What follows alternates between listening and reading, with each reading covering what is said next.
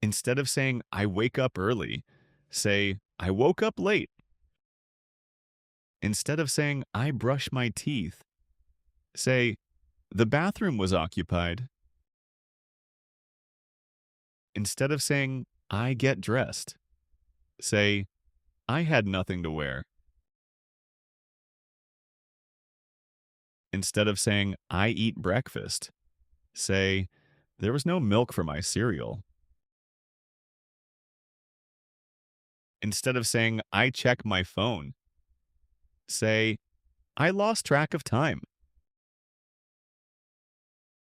Instead of saying, I put on my shoes, say, my shoe was under the couch.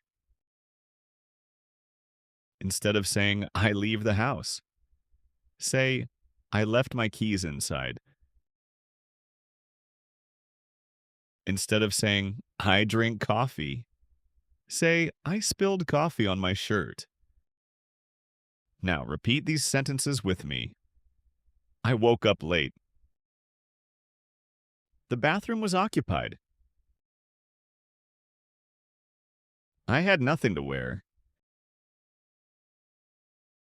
There was no milk. I lost track of time. My shoe was under the couch.